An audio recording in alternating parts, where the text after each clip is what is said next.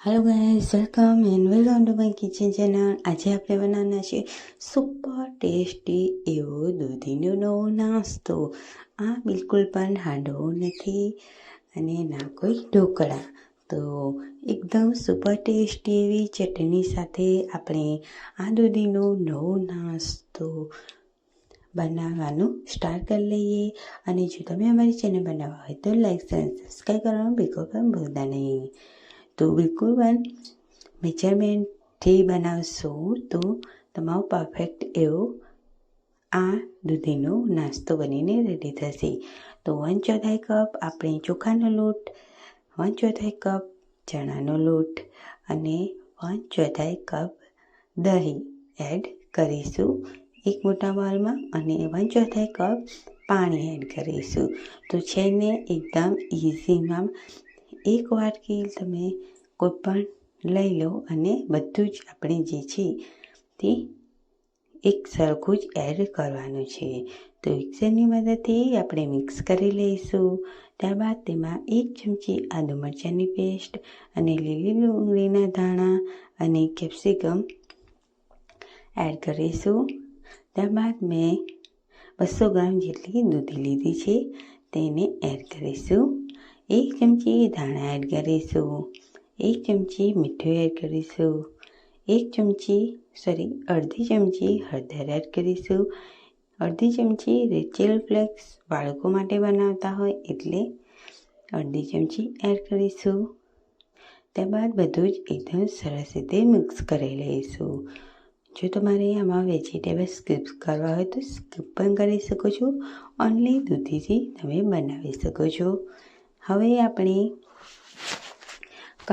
Gas ઉપર કઢાઈ મૂકીશું, તેલ એડ કરીશું 2 ચમચી, તેમાં 1 ચમચી રાઈ, 1 ચમચી જીરું, 1 મોટી ચમચી તલ અને મીઠા લીમડાના પાન એડ કરીશું। હવે આપણે જે બેટર બનાવ્યું હતું તેમાં 2 ચમચા એડ કરી લઈશું ઓઇલ, તડકો અને આપણે મિક્સ કરી લઈશું। તો હવે આપણે અડધી ચમચી ખાવાનો સોડા એડ કરીશું અને મિક્સ કરી લઈશું આ રીતે।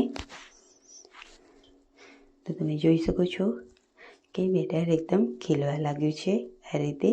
તો હવે આપણે જે તડકા પેન હતી એમાં એડ કરી દઈશું। આપણે થોડું રહેવા દીધું હતું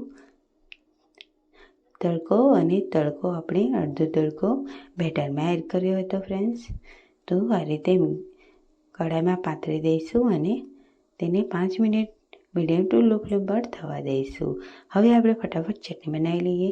તો લીલા મરચાં, લસણ, ધાણા અને 2 નાના ટમાટર એડ કર્યા છે, મગફળીના દાણા એડ કરીશું, થોડું એવું પાણી એડ કરીશું અને એકદમ સરસ રીતે પેસ્ટ બનાવીને રેડી કરી લઈશું।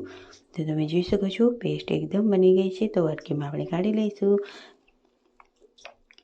હવે આપણે તડકો લગાવી લઈએ। તો આપણે રાઈ, જીરું અને મીઠું, હળદર, મીઠા લીમડાના પાન એડ કરીશું અને અડધી ચમચી લાલ મરચું પાવડર એડ કરીશું। હવે જે તડકો છે એ આપણે ચટણીમાં એડ કરી દઈશું। તો છે ને એકદમ ઇઝી એવી ચટણી ફટાફટ બનીને રેડી થઈ જતી। તો 5 મિનિટ આ બાજુ થઈ ગઈ છે। તો હવે આપણે ઓઇલ આ રીતે લગાવી અને આપણે આ દૂધીનો નાસ્તો છે તેને આપણે કાઢી લઈશું સાઈડમાં અને કઢાઈમાં 1 ચમચી જેટલું તેલ એડ કરીશું અને આપણે જે નાસ્તો હતો તેને પલટાવી અને તેને પણ 5 મિનિટ માટે કૂક થવા દઈશું। તો 5 મિનિટ થઈ ગઈ છે અને તમે જોઈ શકો છો કે આપણો નાસ્તો એકદમ પરફેક્ટ એવો બનીને ક્રિસ્પી એવો બનીને રેડી થઈ ગયો છે। તો છે ને ફ્રેન્ડ્સ એકદમ ઇઝી અને ફટાફટ બની જતું, ફક્ત ને ફક્ત 15 મિનિટમાં બનીને રેડી થઈ જતું। તો જરૂરથી ટ્રાય કરજો, ખૂબ જ હેલ્ધી એવો રહે છે। બાળકોથી મોટાને લઈને ખબર પણ નથી પડતી કે તમે આ નાસ્તો તમે દૂધીનો બનાવ્યો હશે। તો જરૂરથી ટ્રાય કરજો।